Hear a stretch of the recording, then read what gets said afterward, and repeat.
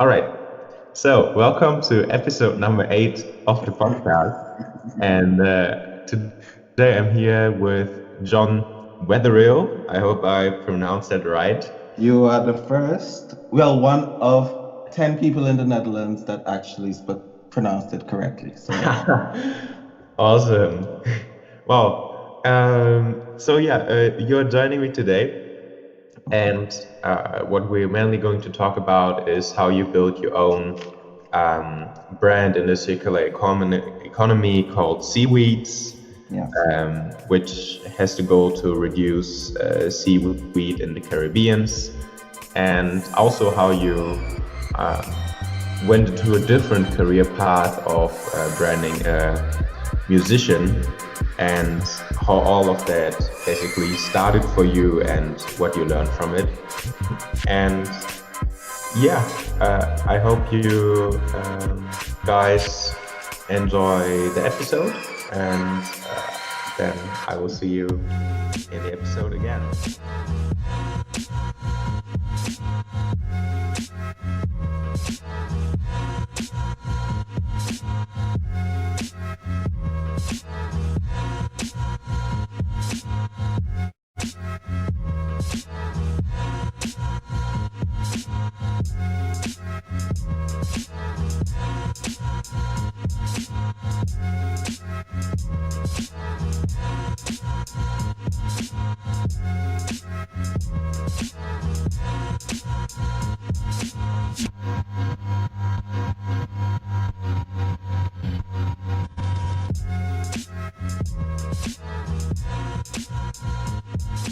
Do you want to introduce yourself very quickly?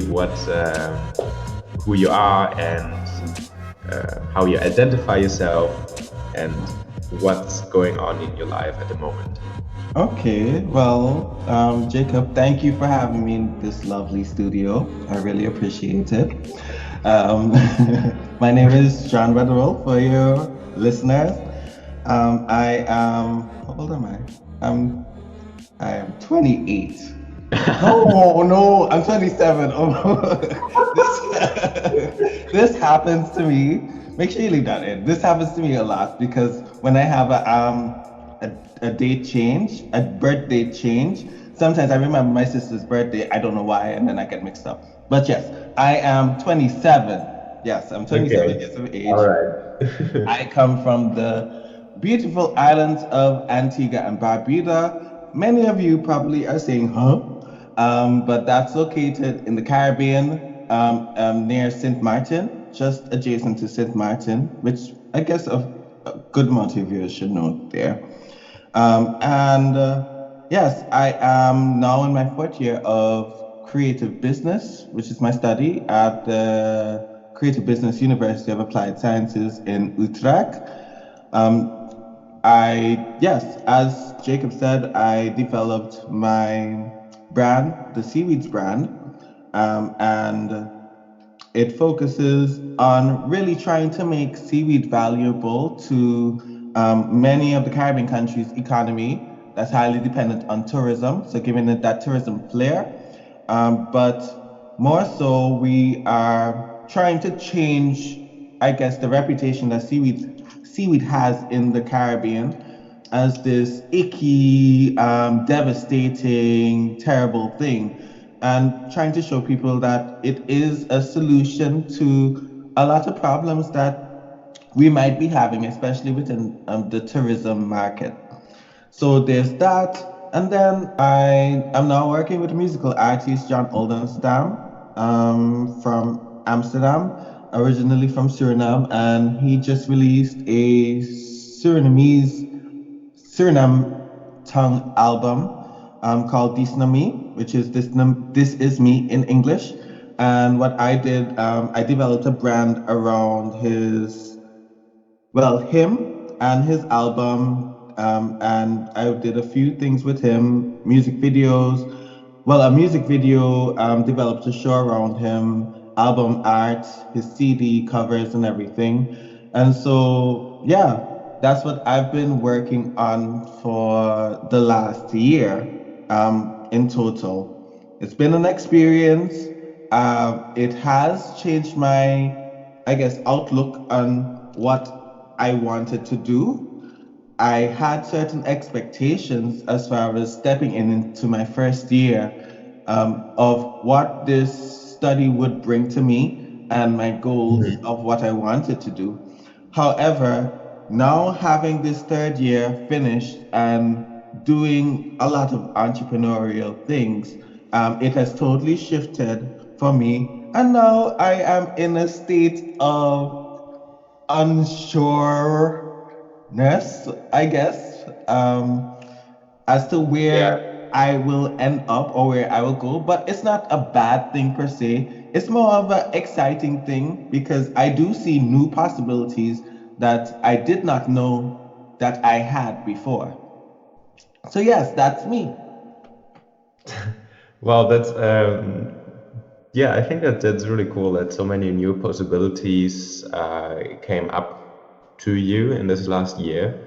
And how did it actually start that you said you wanted to develop this seaweed brand, and what were your first steps towards creating it?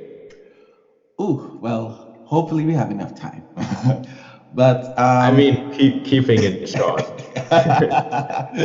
okay, so it all began when I was 4. I'm just kidding, sorry. So what happened is that I really wanted to start developing my career early. I think it's smart for people in, I guess, studies who are just mainly focusing on that to try to get opportunities before they leave, or they graduate. And so at the end of my second year, I started working with this hospitality company. And it was a summer job. It was really nice, wonderful experience. But unfortunately, in my minor, well, I did a minor in branding at the Willem de Kooning Academy. And Mhm. what was the task for that minor was that I was supposed to find a company to work with and use their residual waste or materials that they weren't sure how to get rid of or had use for, and create something from it in a circular fashion. Mhm. However, things didn't work out with them, and so in a matter of like 2 days, I had to find a new company to develop something around. And so it's not necessarily like a love story for seaweed in the beginning, but I reached out to a company from my home country that I worked with before, um, and asked them if there was something that I could work with. And so they literally told me, well, we really don't have anything. We're kind of efficient with everything that we have. The only issue that we are facing really is a problem with seaweed, but we don't necessarily see it as something that you might be interested in. So I quickly jumped in and said, I'll take it. And in a matter of a day, I pitched to them what my idea would be to work around, with their seaweed, and they found it interesting enough that they approved it. And so I ended up having, something to work with for my minor. And so from that minor in branding, I developed an exhibition around what I would want to do futuristically with seaweed. And my lecturers actually thought that it was an amazing effort and an amazing idea. And so they suggested that I continue the brand that I had created and actually try to see where I could go with it. And so Mhm. from there, for my work placement, instead of getting, the usual internship that one would get, Yeah. I pitched to, my lecturer, Natalie, about actually turning this into an actual entrepreneurial, style effort.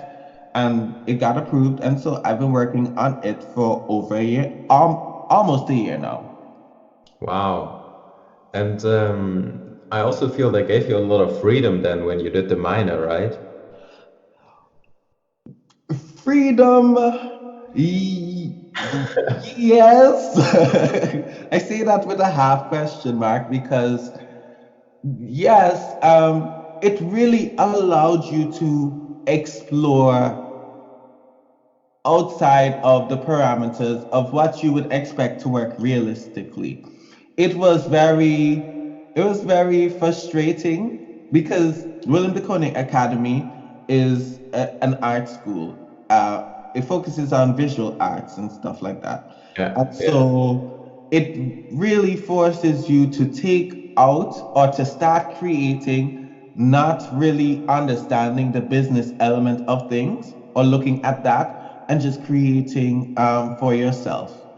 But with that freedom to create and to develop, you also got a lot of free critiques, I guess, and you Mm-hmm. had to take those into account.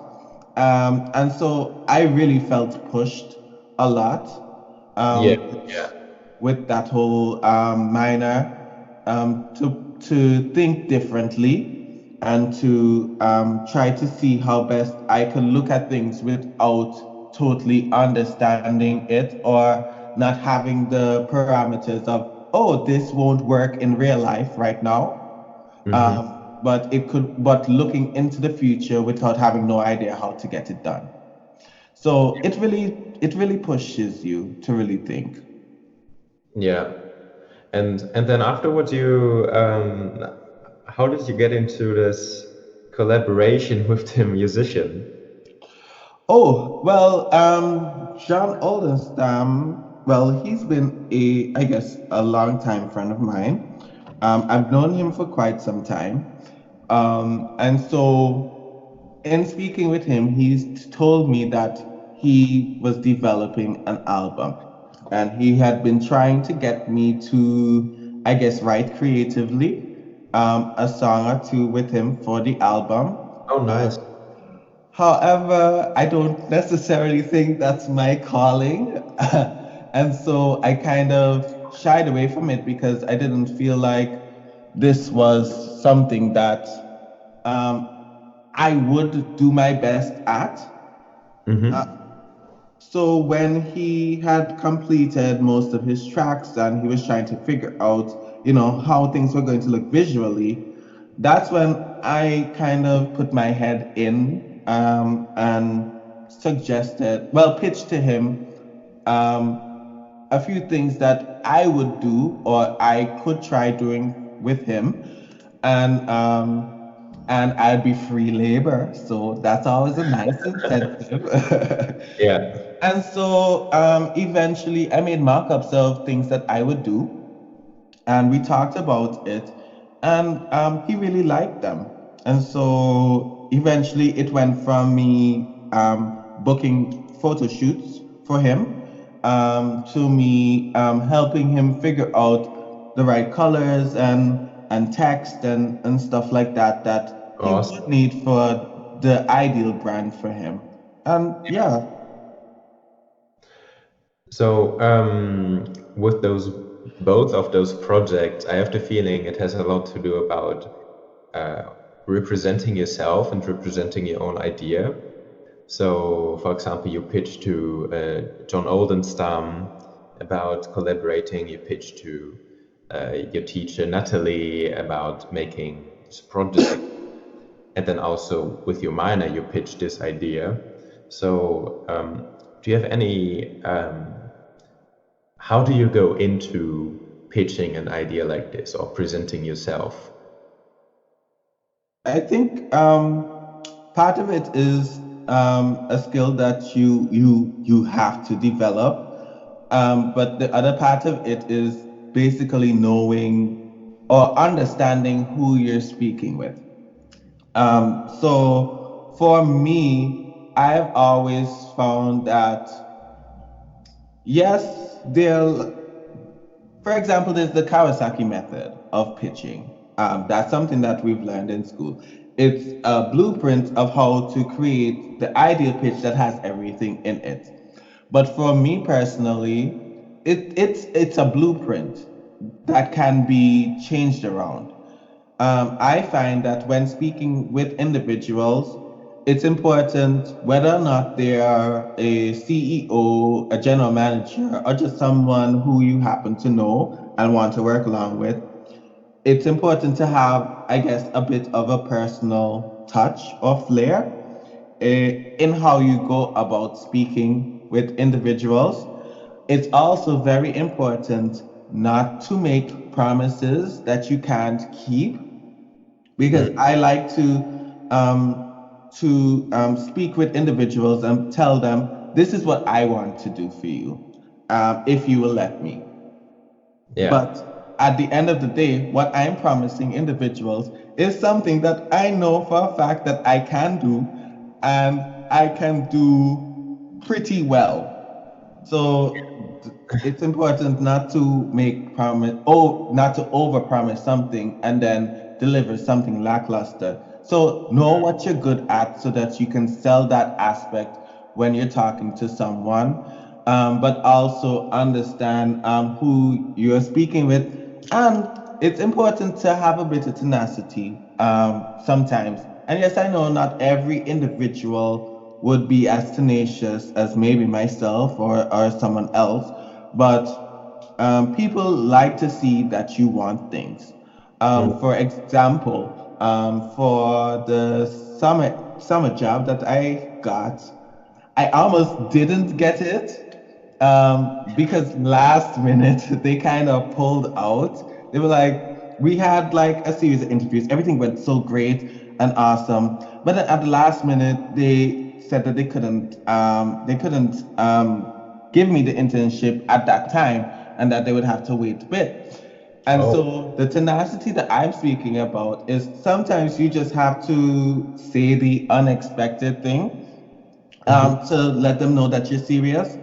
So for me, I ended up telling them, like, I wrote a letter to them, which partly I regret now, but I wrote a letter to them, explaining that I was really disappointed and looking forward to working with them. I said Yeah. it in a professional manner, though, but they could tell that I was a bit ticked. Yeah.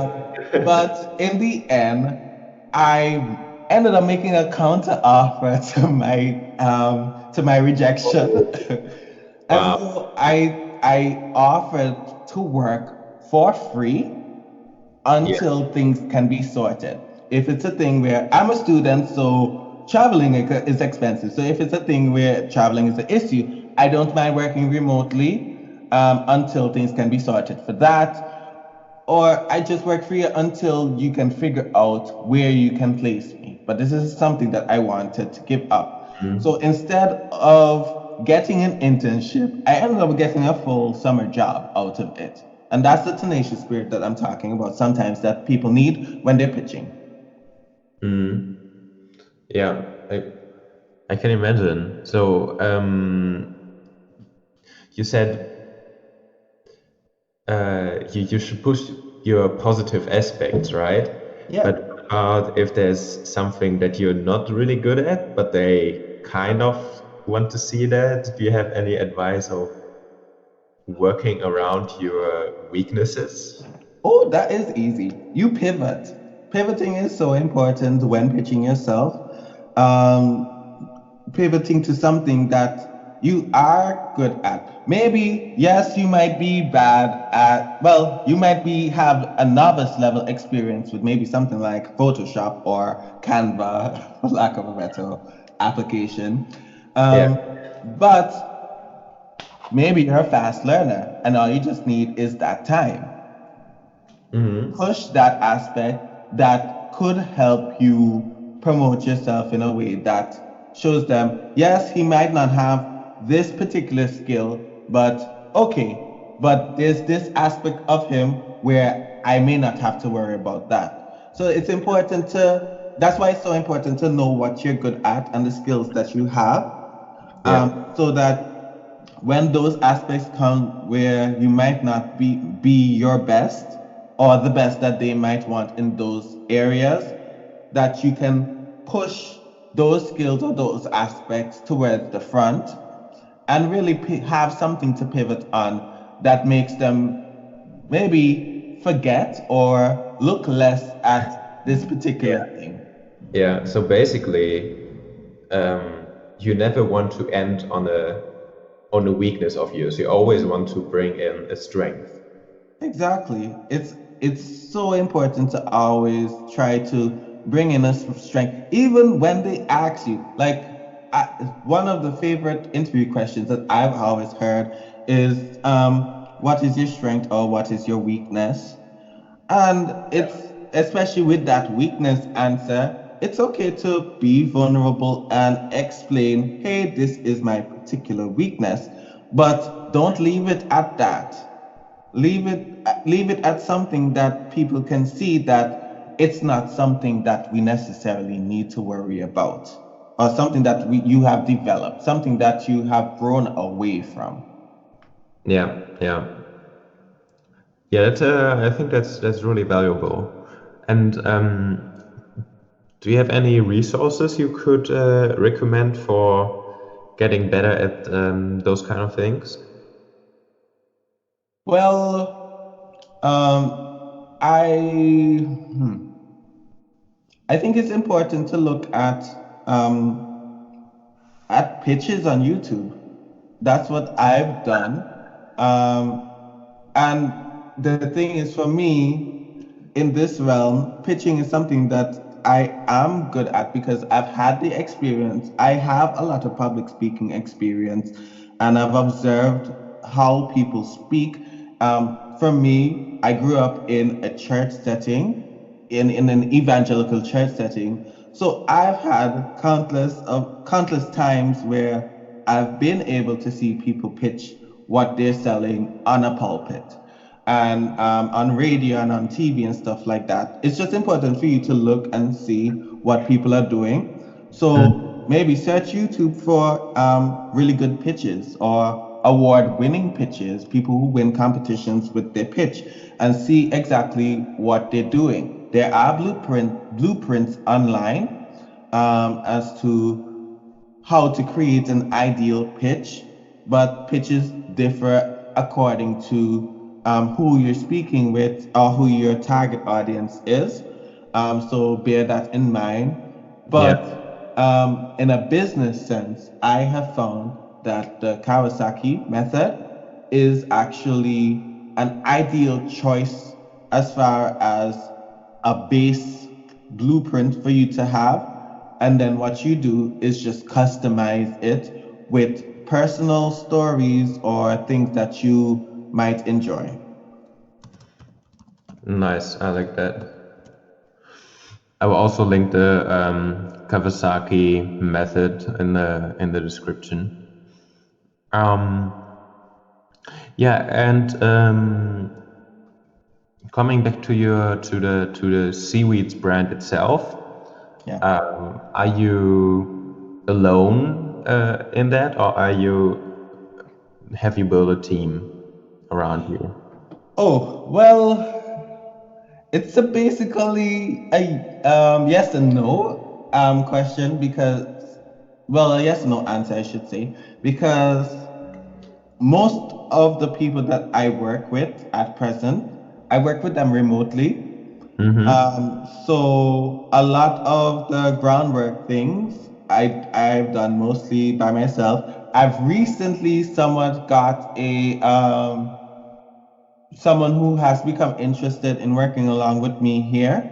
And so I'm trying to get him a bit more involved in helping me develop things because it has been a lot of work for me to do by myself. But I do have an amazing remote team of people that I can turn to understand things because it's important to realize, especially with something that the things that I'm working with biomaterials. And my study is creative business. I have no involvement in like straight on full science. So it makes it a bit difficult for me to understand everything about seaweed and about what is going on. So I surround myself with people remotely that can help me understand the situation better. I work along with marine biologists. I work along with biochemists. I work along with mechanical engineers. I work along with people who have an understanding of economics and free trade, international trade and stuff like that. And Wow. so I've made like a really nice team of people around me. Oh, as well as hoteliers, because they're the ones who do get affected by the situation with the seaweed.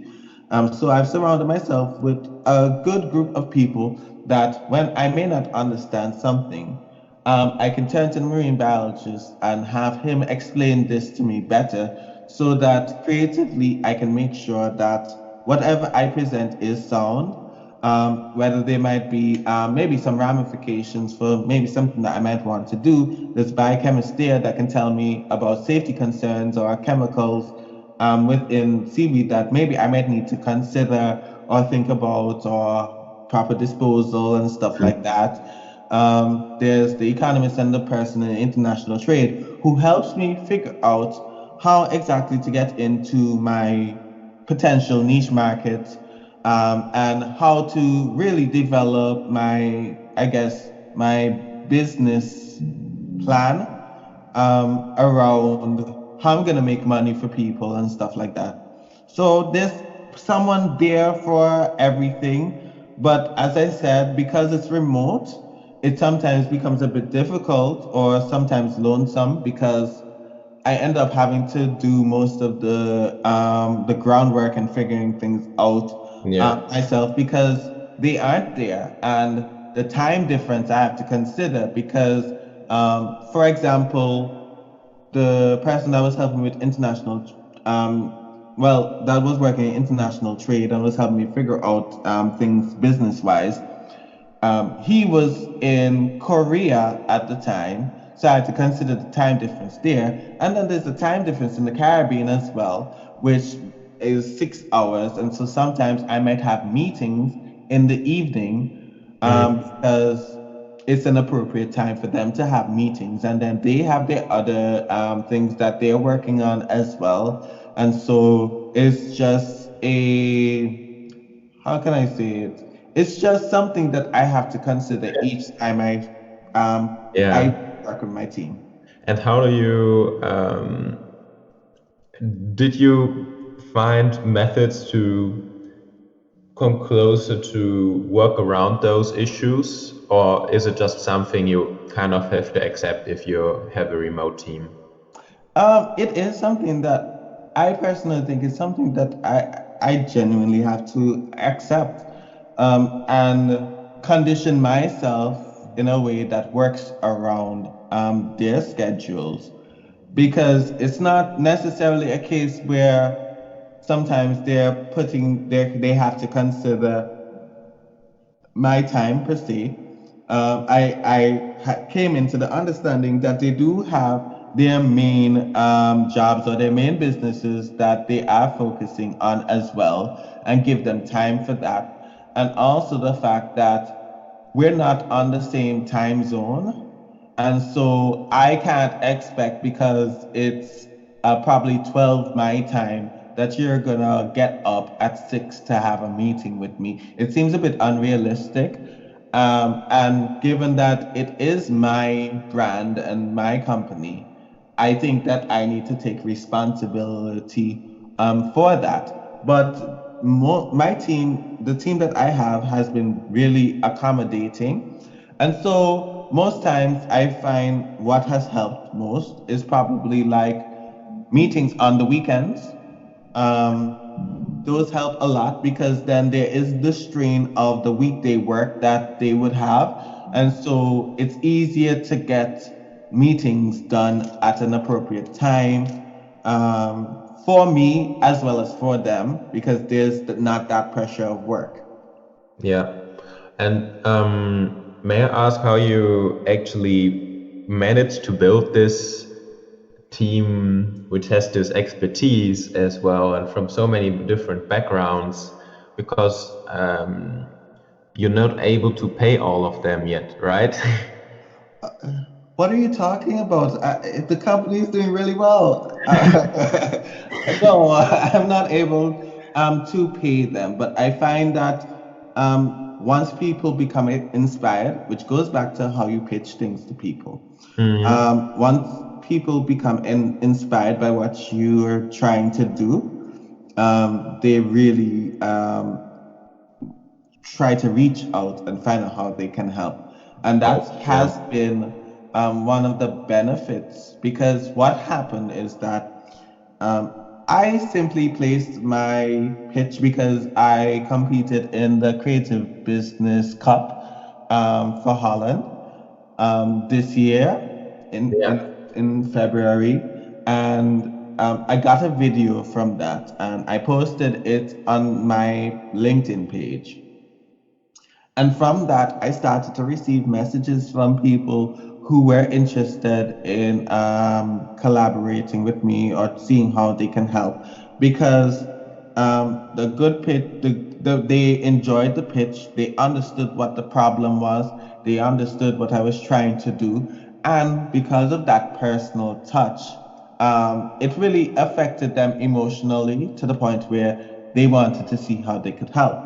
And I find that that's what most times my pitches end up doing.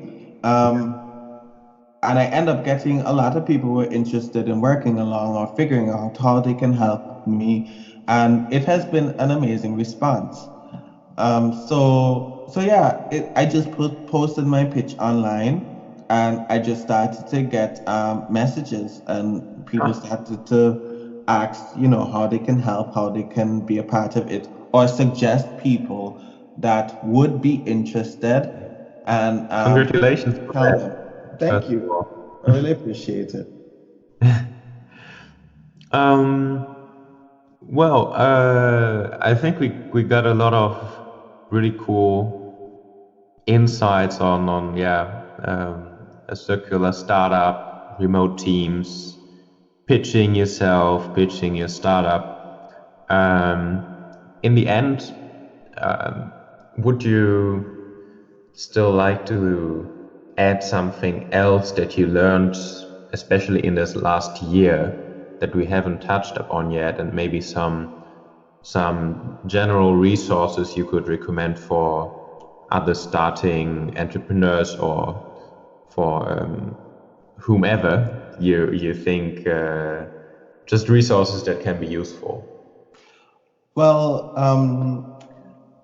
if well, for me, if one decides to, I guess, try to develop a brand or so, I do think, well, Brand the Change by Anne Miltonberg is actually a really good book to have. It really covers every aspect that you would need to consider when developing a brand that you potentially want to last, and a brand that you want individuals to understand what you're doing and why you're doing it. It really forces you to answer those questions. Um, and as far as the entrepreneurial aspect, I have found, well, yeah, I was lucky enough to find an incubator that really focuses on student development as entrepreneurs. And Mm. so they helped me figure a lot of the things out through a course that I did with them, the pressure cooker course. And it had a lot of elements that you do need to consider as an entrepreneur in order to have a solid business model and to figure out who your target market is and the works. But in combination with that, a lot of what we did had to do with The Lean Startup by Eric Ries or Yeah, Rice. Yeah, Eric Ries. That the information from that book really helps you put things into perspective and put out a realistic outline of how things should be as far as developing your company. So I think those two really helped me a lot. There's the startup. Well, there's the Kawasaki method, as I said before. That's something that you should look into, figuring out how to, I guess, pitch your company. That really helps. And so those are the main things that I would show, I would express to people as entrepreneurs, that they really need to consider when, I guess, wanting to turn an idea into something that will flourish. Thanks a lot for sharing your insights. And yeah, I will link everything that we talked about, like the books, but also the Kawasaki method, and maybe something. Yeah, your video of your pitching, Oh, that's great. Seaweeds brand. I will link all of that in the description. And yeah, I really enjoyed the talk, and thanks a lot for joining me here. Thank you so much for having me, and your studio audience has been amazing. Yeah, the atmosphere is always great here. Just, the people here, you know. Yes. Before we stop, just a quick plug. You can find my brand, the Seaweeds brand, on LinkedIn mainly. We are developing our social media shortly and our website that will be coming soon. You can also, I guess, follow me on Instagram as well, John_the creative. And so, yes, if you're interested, after looking at my pitch, if you're interested in maybe speaking or figuring out how you can, I guess, get in from the ground up with the Seaweeds brand, yes, you can send me a message on LinkedIn or Instagram or on Facebook, and I will respond. So thank you. Awesome. Yeah, I will link all of the media below as well.